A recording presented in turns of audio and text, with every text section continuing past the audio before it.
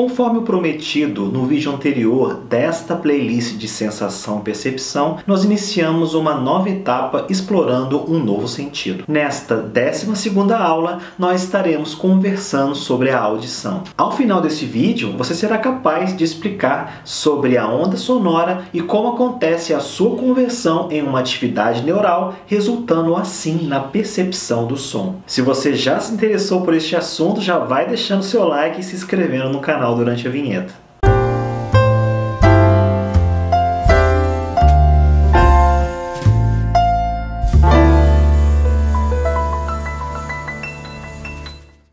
Depois da visão, a audição é uma importante fonte de informação do ambiente ao nosso redor. Em textos, cursos e pesquisas, nós percebemos um volume de conteúdo muito maior em relação ao sistema perceptivo visual do que no sistema auditivo. No entanto, a audição tem um papel muito importante na percepção do ambiente, sem falar que ela é fundamental para a nossa linguagem. Assim como a visão, o processamento auditivo também começa com o estímulo. Eu vou apresentar para vocês todas as etapas até o resultado final, que é a escuta do som. Mas primeiro, eu preciso tratar com vocês de alguns aspectos sobre alterações na pressão do ar. Quando os objetos realizam um movimento ou uma vibração, acontece um certo deslocamento nas moléculas de ar. E é justamente esse deslocamento que produz as alterações na pressão do ar. E isso pode acontecer com um certo padrão num determinado tempo, resultando em um fenômeno físico chamado onda sonora. Esta onda, então, será o gatilho para a nossa percepção do som. Existem duas características deste fenômeno físico que é muito importante você conhecer e saber diferenciá-los, que é a amplitude e a frequência de onda. Eu irei tratar desses dois fenômenos separadamente, utilizando-se de uma experiência concreta. Eu preciso que você escute uma breve execução de um estudante de piano e em seguida nós iremos conversar sobre o que aconteceu.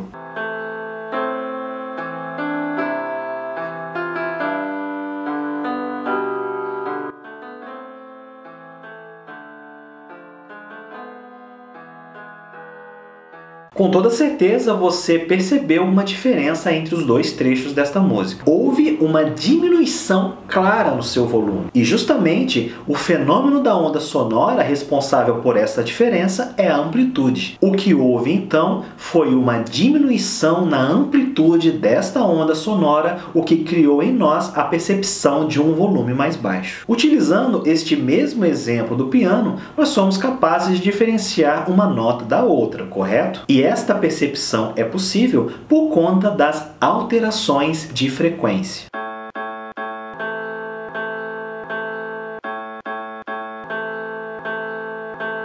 Eu acredito que você tenha percebido neste recorte duas notas predominantes, sendo uma mais grave e outra mais aguda.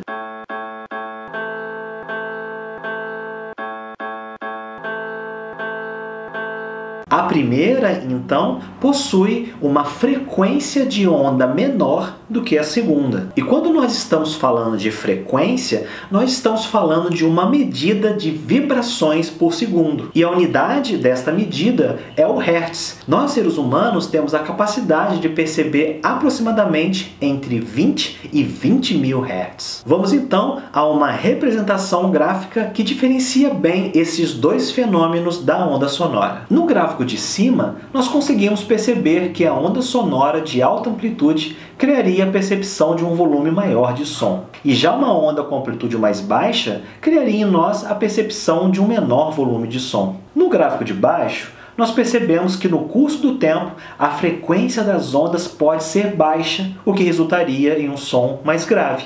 E no caso de alta frequência, nós iríamos experimentar um som mais agudo. Feito esses esclarecimentos sobre as propriedades físicas do estímulo auditivo, vamos então conhecer as próximas etapas deste processo. Essas ondas sonoras, então, precisarão ser recebidas pelo ouvido externo, em seguida irão provocar uma vibração nas estruturas internas, disparando um sinal neural que será conduzido até o córtex através do nervo auditivo. Vamos então detalhar este processo analisando o seguinte slide. Então, temos como primeira etapa o estímulo auditivo, na qual as variações na pressão do ar irão produzir ondas sonoras que chegarão até a nossa orelha. Em seguida, nós temos a segunda etapa, em que essas ondas irão se mover pelo ouvido externo, provocando uma vibração no tímpano. Com esta vibração, nós iniciamos a terceira etapa, onde ela será transmitida para os ossículos, que são esses 3 órgãos bem pequenos, identificados como martelo, bigorna e estribo. Em seguida, para a janela oval, que é uma membrana localizada junto à cóclea. Aqui nós já estamos no ouvido interno. Este órgão, então, com uma forma de caracol, está cheia de líquido. E esta vibração provoca uma pressão neste líquido, sendo capaz de fazer com que os neurônios da membrana basilar disparem um sinal neural. Isto ocorre pela estimulação de células ciliadas, que são os receptores auditivos primários. Aqui nós percebemos uma conversão de sinais mecânicos em sinais neurais que viajarão até o cérebro através do nervo auditivo, e em seguida haverá uma extensão de axônios no tálamo para então chegar ao lobo temporal, uma área específica chamada córtex auditivo primário, o que seria então a quarta etapa. A quinta etapa então seria o processamento superior, que resultará em nossa percepção do som. Bem, este é um primeiro conteúdo sobre a percepção do som. Na próxima aula nós estaremos dando continuidade a este assunto, tratando sobre a localização do som e da importância do sistema auditivo para o nosso equilíbrio. E também nós estaremos conversando mais sobre como ocorre a codificação do tom sonoro. Não deixe de dar o seu like e se inscrever no canal. Nos vemos no próximo vídeo. Até breve. Tchau!